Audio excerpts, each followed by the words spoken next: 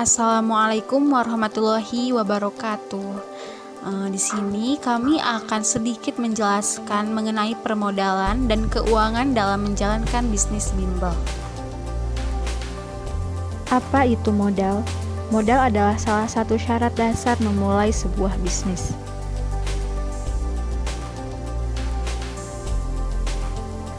Jadi, modal bisnis bukan hanya soal uang semata, namun barang juga bisa dijadikan sebuah modal. Misalnya, kamu akan mendirikan bisnis laundry, maka mesin cuci yang kamu miliki bisa menjadi modal awal dalam bisnis kamu.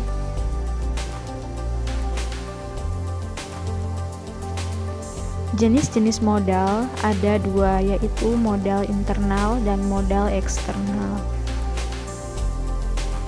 Sumber modal internal merupakan modal yang didapatkan dari perusahaan itu sendiri, biasanya dari hasil penjualan.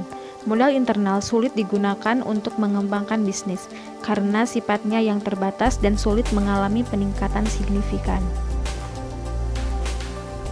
Adanya keterbatasan pada modal internal sehingga perlu adanya modal eksternal yang bisa didapatkan dari luar dan sifatnya tidak terbatas.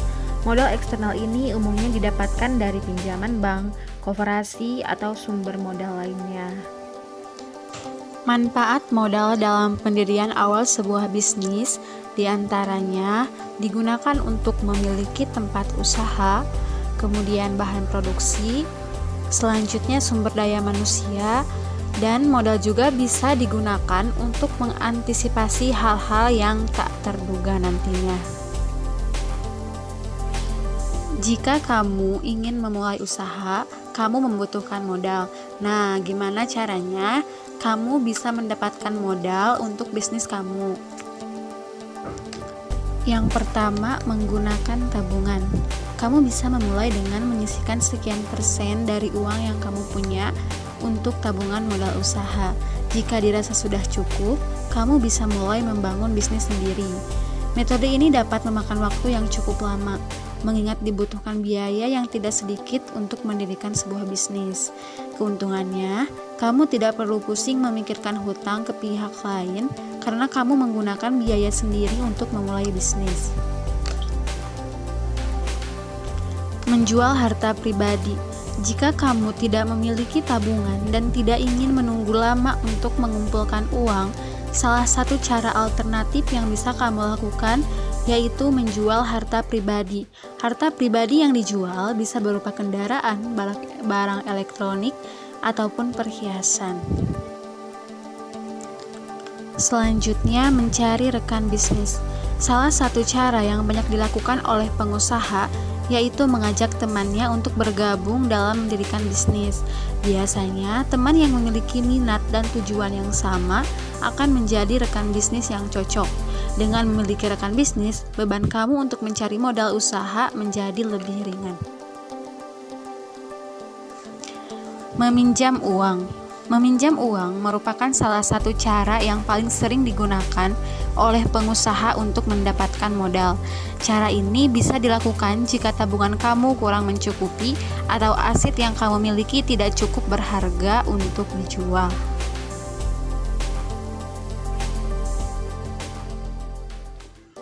Dan yang terakhir, modal usaha dari pelanggan. Kebanyakan bisnis yang berbasis jasa seperti jasa catering biasanya dapat mengandalkan modal usaha dari pelanggan. Kamu bisa membuat sistem bayar di awal untuk pesanan yang masuk, dan dari situ kamu bisa menjadikan pembayaran tersebut untuk membuat pesanan. Kerjasama permodalan merupakan kesepakatan dua pihak, yakni penerima modal dan pemberi modal untuk melaksanakan suatu kegiatan di mana pemberi modal menempatkan dananya dalam usaha yang dikelola penerima modal, dan sebagai imbalannya, penerima modal akan memberikan keuntungan atas hasil usaha tersebut.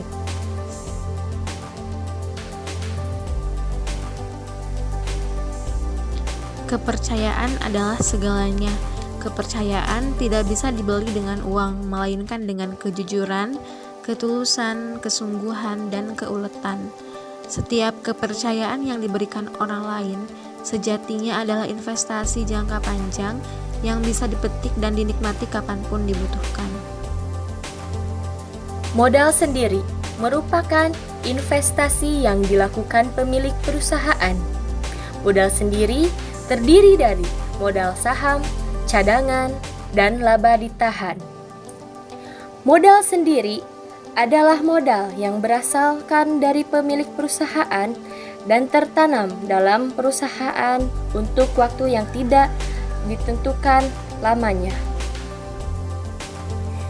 Modal investor adalah orang perorangan atau lembaga, baik domestik atau non-domestik, yang melakukan suatu investasi baik dalam jangka pendek atau jangka panjang dengan bertujuan mendapatkan keuntungan.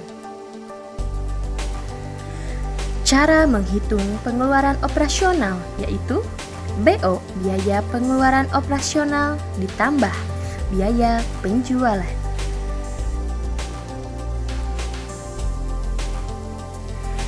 Cara menghitung margin laba usaha, beban dibagi penjualan neto.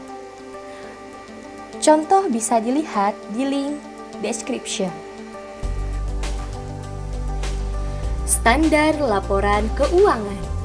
Laporan keuangan menyajikan informasi mengenai perusahaan, meliputi A. Aktiva, B.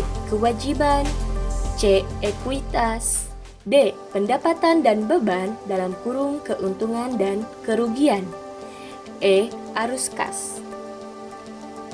Tujuan laporan keuangan untuk tujuan umum adalah memberikan informasi tentang posisi keuangan, kinerja, dan arus kas perusahaan yang bermanfaat bagi sebagian besar kalangan pengguna laporan dalam rangka membuat keputusan-keputusan ekonomi serta menunjukkan pertanggungjawaban manajemen atas penggunaan sumber-sumber daya yang dipercayakan kepada mereka.